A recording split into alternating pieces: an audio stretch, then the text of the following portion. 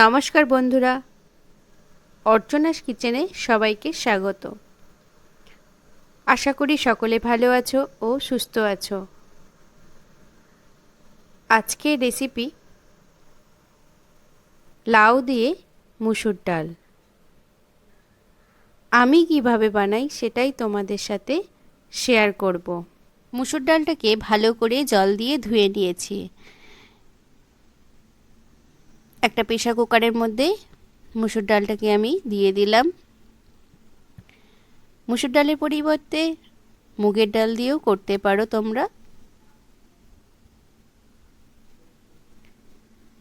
এরপর দিয়ে দিলাম কেটে রাখা লাউ। লাউটাকে আমি বড় বড় করে কেটেছি, প্রেসারে হবে, কোনো অসুবিধে নেই। এরপর দিয়ে দিলাম পরিমাণ মতো লবণ। এরপর দিয়ে দিলাম হলুদ গুঁড়ো। এবার দিলাম পরিমাণ মতো জল।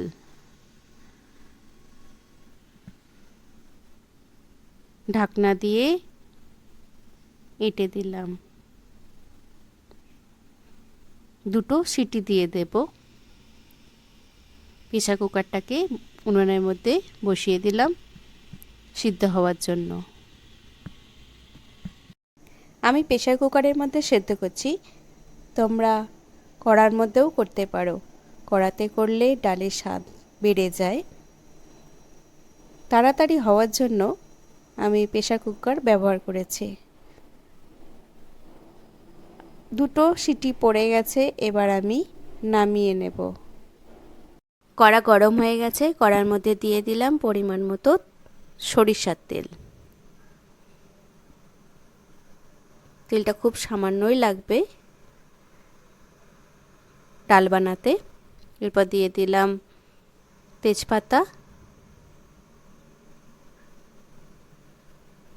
এরপর দিয়ে দিলাম 5 ফোড়ন। এবার দিলাম শুকনো লঙ্কা। এরপর দিলাম কাঁচা লঙ্কা। ফোড়নটাকে ভালো করে ভেজে নেব। ফোড়ন ভাজা থেকে সুন্দর একটা গন্ধ বেরিয়ে এসছে। এর মধ্যে দিয়ে দেব লঙ্কা গুঁড়ো।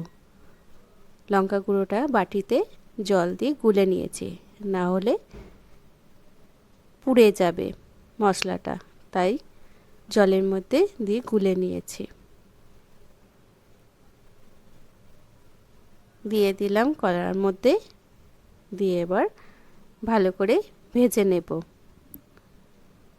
দেখো ভাজা ভাজা হয়ে এসেছে। এর মধ্যে দিয়ে দেব আগে থেকে সিদ্ধ করে রাখা লাউ ডাল।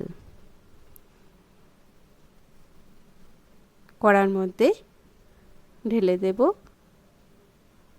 দেখো লাউটা গলে যায়নি, এই রকমই সিদ্ধ করতে হবে। এরপর খুব সামান্য একটু জল দিয়ে দেব। ডালটা একটু ঘন ঘন হবে, তাই বেশি জল দেওয়ার দরকার নেই। তোমরা যদি পাতলা খেতে চাও তাহলে একটু জলের পরিমাণটা বাড়িয়ে দেবে। আমি আগেই লবণ হলুদ দিয়ে সিদ্ধ করে নিয়েছিলাম ডালটাকে, তাই দেওয়ার আর দরকার নেই। তোমরা চাইলে একটু এর মধ্যে চিনি দিয়ে দিতে পারো। দেখো ডালটা ফুটে গেছে, এবার আমি বাটির মধ্যে সার্ভ করে দেব।